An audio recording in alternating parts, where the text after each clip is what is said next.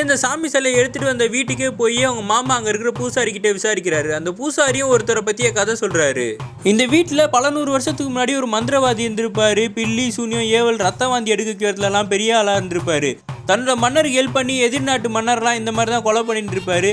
இதனாலே அவங்க மன்னர் இவருக்கு ஹெல்ப் பண்ணி ஒரு சிலையை வடிச்சிருப்பாங்க. அந்த சிலையோட தான் இவர் கடைசி காலத்தில் இந்த வீட்டில் இருந்திருப்பாரு. அவர் சாவறதுக்கு முன்னாடி தான் மந்திர சக்தியெல்லாம் அந்த சிலையில் அடைச்சிட்டு போயிருப்பாரு. அதனாலே ஒரு சாபம் உண்டாயிருக்கும்.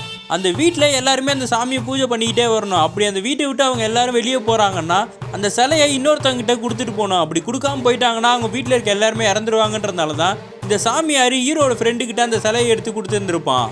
அந்த சாமியாரும் ஹீரோட மாமா கிட்ட சொல்கிறாரு, உங்கள் மருமகனை காப்பாற்றணும்னா நார்மல் மனுஷங்களால் முடியாது, தெய்வீக சக்தியால் மட்டும்தான் முடியும்னு. அதே மாதிரி ஹீரோவும் அந்த டாலரை போட்டதுலேருந்து கொஞ்சம் தெளிவாக இருக்கான். அவங்க மாமா மீட் பண்ணும் போது அவர்கிட்ட சாரி எல்லாம் கேட்குறான். அவரும் சொல்கிறாரு, நீ இப்போ தாண்டா கொஞ்சம் தெளிவாக இருக்க, உங்ககிட்ட சில விஷயத்தெல்லாம் சொல்லணும். நீ வீட்டுக்கு கூப்பிட்டு வந்திருக்க வேலைக்காரி சாதாரண ஆளே கிடையாது, அவர் பேயின்னு சொன்ன உடனே அந்த பூசாரி சொன்னதை சொல்லிக்கிட்டு இருக்காரு. அந்த பூசாரி சொல்கிறாரு, ஹீரோக்கு இந்த சாமியை பூஜை பண்ண தெரியாமல் பண்ணிட்டான். அந்த சாமிக்கிட்ட ஒரு பெரிய பிசாசு இருக்கும். அதை அனுப்பி விட்டதுக்கப்புறம் இவனை வாழ முடியாத மாதிரி பண்ணி இவனை சாவுக்கு மட்டும்தான் இவன் கரெக்டான ஆளுன்னு யோசிக்க வச்சு அவனை குடும்பத்துக்கிட்ட இருந்தெல்லாம் பிரிச்சிரும்.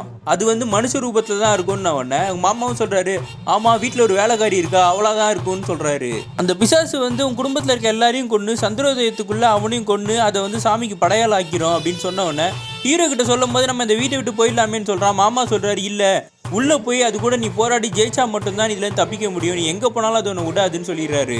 உள்ளே போய் பார்த்தா அதோட காலையே நெருப்பாக்கி அதுக்கு மேலே ஒரு பானையை வச்சு அவங்க அத்தையோட கையை வச்சு அதை கிண்டிக்கிட்டு இருக்கு. இதை பார்த்தோன்னே இவங்க 2 பேரும் பயந்து போயிடுறாங்க.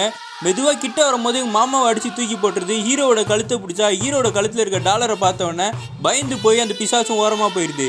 அந்த பிசாசும் அவங்க குடும்பத்தில் இறந்து போன ஆளுங்களோட சத்தத்தை இவன் காதில் கேட்க வச்சு இவன் மைண்டை மாற்றி அவன் கழுத்தில் இருக்க அந்த டாலரை பிச்சு போட வச்சது. இவனை அடிச்சுக்கிட்டு இருக்கும் போது அந்த டாலர் பக்கத்துலேயே ஹீரோ விழுந்துடுறான். அதை எடுத்து அந்த பிசாசு மேலே வச்ச உடனே அதுவும் காற்றுலே கரைஞ்சிருது. ஹீரோவும் அவங்க மாமாவை காப்பாற்றி வச்சிருக்காங்க. மாமா கேட்குறாரு, அந்த பிசாசு தான் செத்துருச்சுல, இப்போ அந்த சிலையை என்னடா பண்ணேன்னு. ஹீரோவும் அந்த சிலை இதுக்கப்புறம் யாருக்கும் கிடைக்கக்கூடாதுன்னு ஆற்றுல எடுத்துகிட்டு போய் கரைச்சிடுறான்.